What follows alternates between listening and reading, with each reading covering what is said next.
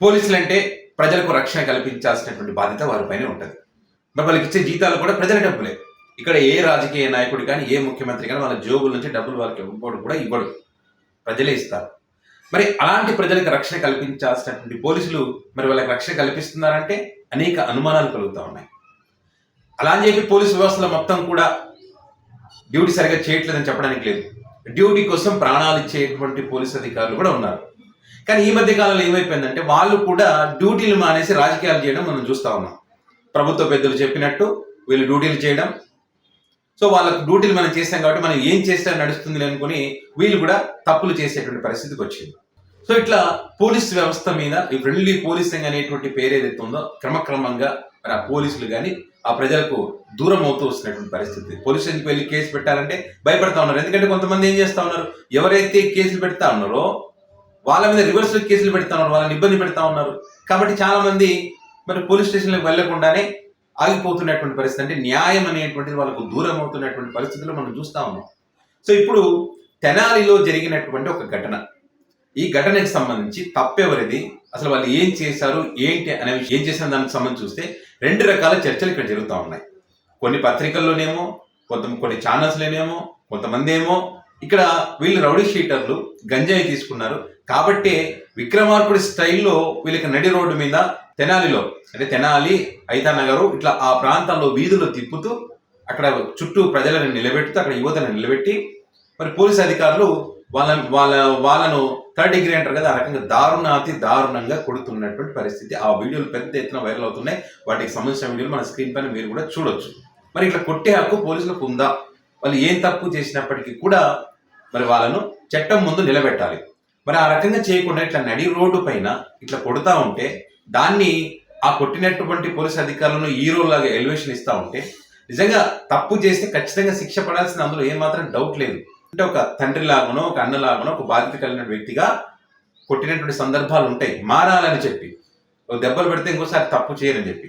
కానీ ఇప్పుడు ఆ రకంగా లేదు, ఇప్పుడు వేరే స్టైల్లో ఉందన్నమాట. ఇప్పుడు చూడండి మీరు, అది ఇంత దారుణం అనిపిస్తుంది చూడండి, అంత దారుణంగా కొడుతూ ఉన్నారు.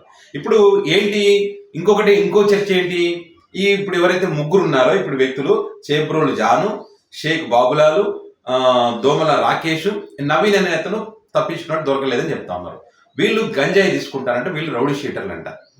సో వీళ్ళు ఈ రకంగా ఉన్నటువంటి క్రమంలో కానిస్టేబుల్ కన్నా చిరంజీవిని చంపడానికి ప్లాన్ వేశారని చెప్పి, అందుకోసం వీళ్ళకి రకంగా కోటింగ్ ఇచ్చారని చెప్పి చెప్తా ఉన్నారు.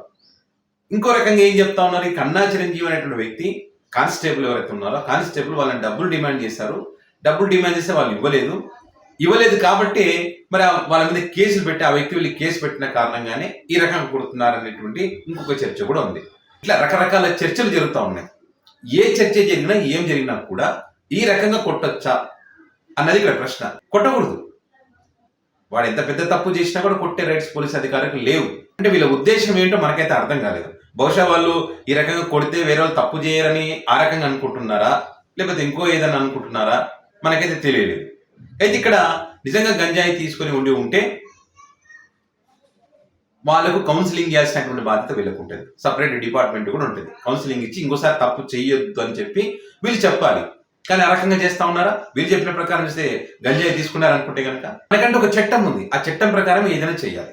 ఈ రకంగా ఎందుకు చేస్తున్నారో నాకైతే అర్థం కాదు. ఎంత దారుణం చూడండి, నడి రోడ్డు మీద ఆ రకంగా కొడుతూ మరి యువత అన్నప్పుడు మరి యువతకు కౌన్సిలింగ్ అయితే ఇవ్వాలి కదా. మరి గంజాయి దొరికింది వాళ్ళ దగ్గర అంటే ఇప్పుడు ప్రభుత్వం ఫెయిల్యూర్ అయినట్టే కదా. మరి గతంలో మంచి పెద్ద పెద్ద డైలాగులు కొట్టాం కదా మనం, గంజాయి రాష్ట్రంగా మార్చారని చెప్పి. మరి 1 year కాలం అవుతుంది కదా, ఇప్పుడు ఇంకా గంజాయి తీసుకుంటారంటే తప్పెవరిది? మీ తప్పే కదా, మీ ఫెయిల్యూరే కదా. కౌన్సిలింగ్ ఇవ్వరు, కంట్రోల్ చేయరు.